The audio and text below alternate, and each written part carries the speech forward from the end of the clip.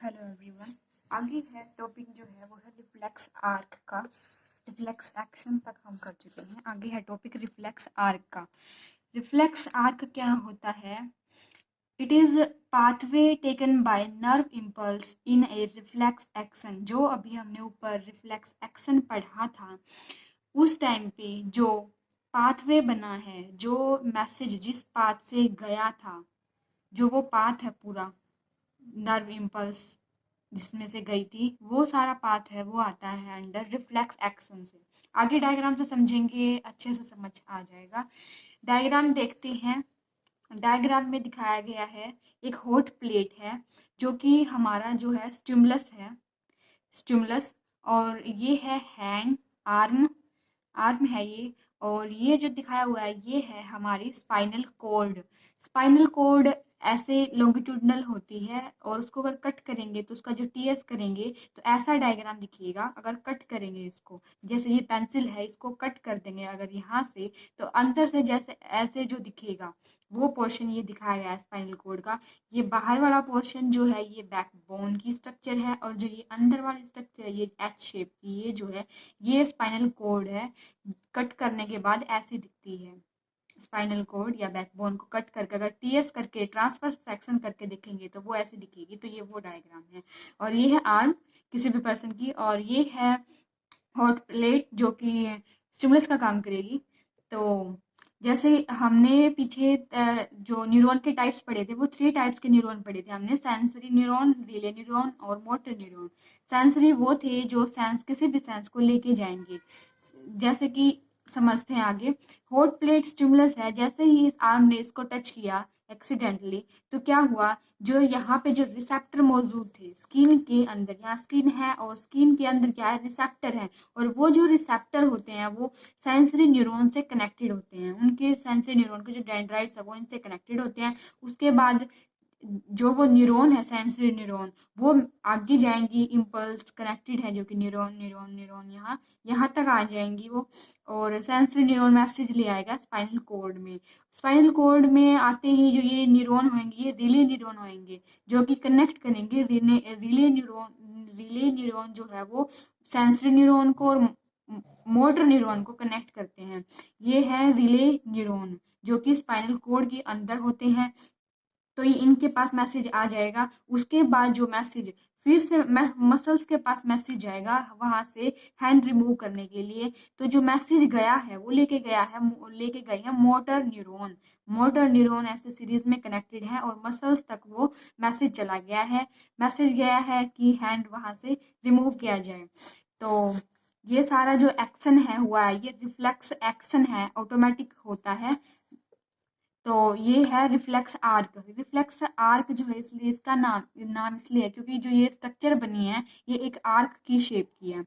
तो आगे है, ये है रिफ्लेक्स एक्शन का पाथ है, कैसे रिफ्लेक्स एक्शन बनती है, ये पाथ कैसे बनता है। आगे है reflexes which involve spinal cord are spinal reflexes. जो रिफ्लेक्स होते हैं, ये जितने भी रिफ्लेक्स एक्टिविटीज हैं, ये विच इन्वॉल्व स्पाइनल कॉर्ड, जिसमें सिर्फ स्पाइनल कॉर्ड की इन्वॉल्वमेंट होती है, वो होते हैं स्पाइनल रिफ्लेक्सेस। जैसे ऊपर वाला ये एग्जांपल है, ये है स्पाइनल रिफ्लेक्सेस का एग्जांपल, क्योंकि जो मैसेज गया वो सिर्फ और सिर्फ स्पाइनल कॉर्ड के पास गया, ब्रेन के पास नहीं गया। अगर ब्रेन के पास जाता तो इतने तो हैंड जो है वो बर्न हो चुका होता। तो इसलिए कुछ एक्शंस जो होते हैं वो सिर्फ स्पाइनल कॉर्ड ही ले लेता है, ताकि जो जो एक्शन हुआ है ये हैंड रिमूवमेंट का, वो फास्ट हो जाए। इसलिए जो है वो ब्रेन के पास वो मैसेज नहीं जाते, इसमें टाइम लग जाता है। तो इसलिए ये जो जो ये डिसीजन है, ये एक्शन करने का, रिएक्शन करने का, ये सारा डिसीजन स्पाइनल कॉर्ड ले लेती है।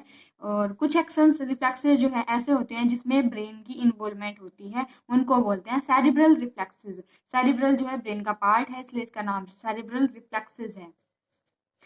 तो ये है, ये डायग्रामेटिकली है, ये जस्ट एक समझाने के लिए लिखा हुआ है। जैसे स्टिमुलस है, स्टिमुलस से रिसेप्टर, जो स्किन के अंदर रिसेप्टर मौजूद हैं, स्किन के अंदर जो रिसेप्टर्स हैं उनके पास जाएगा वो स्टिमुलस, उसके बाद सेंसरी न्यूरॉन उस मैसेज को ले लेंगे, फिर वो या तो स्पाइनल कोड के पास जाएगा, अगर ब्रेन की ज़रूरत है तो ब्रेन के पास जाएगा, उसके बाद जो है वो मोटर न्यूरॉन जो मैसेज वापस लेके जाएंगे, इफेक्टर तक लेके जाएंगे, मतलब जो है जो जिनको रिएक्शन रिस्पॉन्स करना है उन न्यूरॉन्स के पास जाएगा वो मैसेज, उसके बाद रिस्पॉन्स हो जाएगा।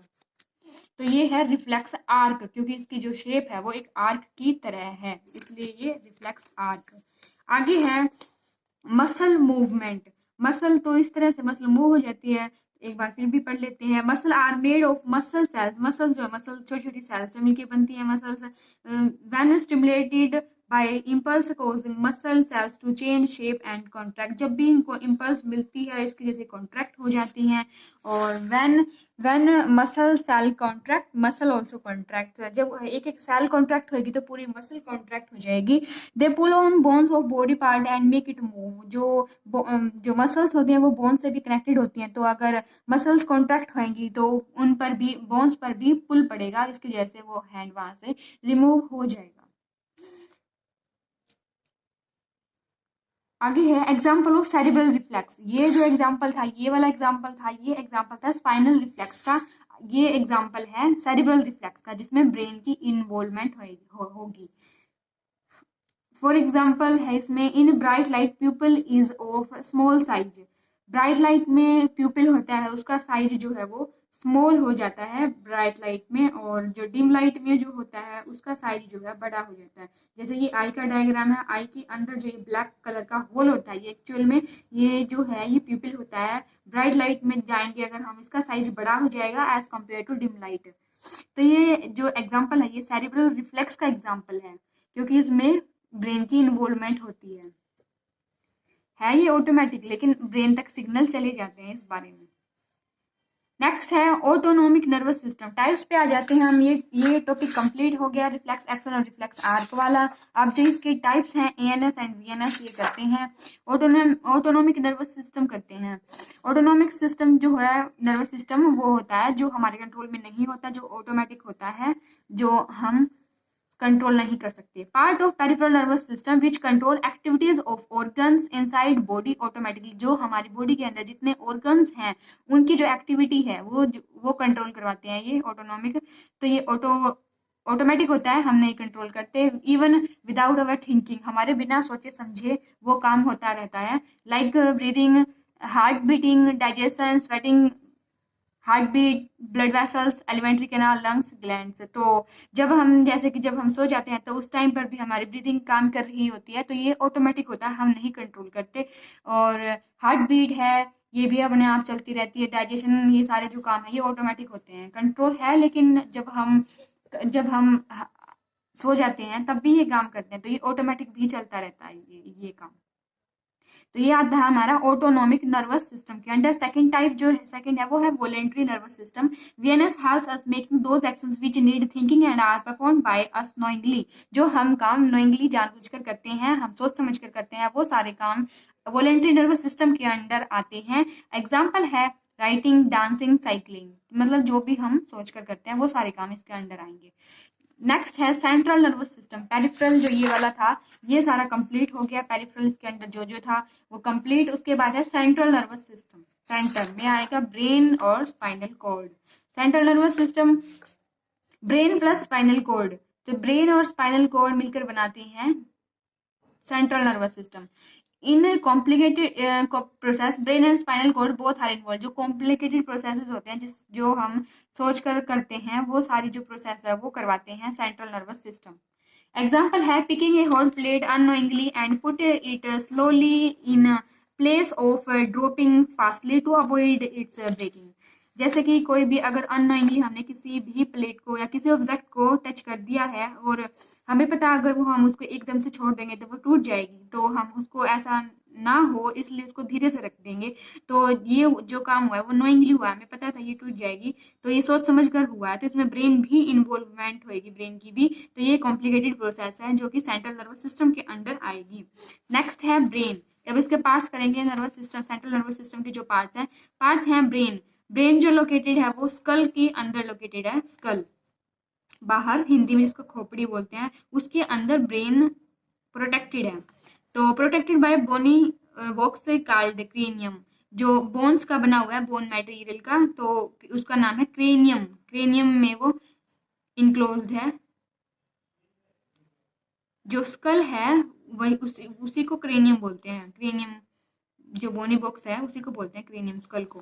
सराउंडेड बाय 3 मेम्ब्रेन्स, और उस स्कल से पहले 3 मेम्ब्रेन और हैं, फिर जाके ब्रेन आएगा। जो 3 मेम्ब्रेन्स हैं उनको बोलते हैं मेनिंजेस, 3 मेनिंजेस। तो जो 3 मेनिंजेस हैं उनके बीच में स्पेस है, जैसे कि डायग्राम में ये लगा लो। ये तो है स्कल, स्कल, और ये है वो 3 मेनिंजेस ऐसे। उसके बाद जाके कहीं ब्रेन आएगा। तो ये 3 मेनिंजेस है, मेम्ब्रेन्स है 3 प्रोटेक्शन के लिए, इनके बीच में स्पेस है, और उस स्पेस के अंदर फ्लूइड फील्ड है। उस फ्लूइड का नाम है सेरिब्रोस्पाइनल फ्लूइड। नेक्स्ट है CSF protect brain from mechanical shock. जो सेरिब्रोस्पाइनल फ्लूइड है वो मैकेनिकल शॉक से बचाता है। जो भी झटके या जो भी मैकेनिकल शॉक थोड़े बहुत भी अगर लगते हैं तो वो उसको एब्जॉर्ब कर लेता है। वो जो लिक्विड है सेरिब्रोस्पाइनल फ्लूइड जो है वो उसको एब्जॉर्ब कर लेगा।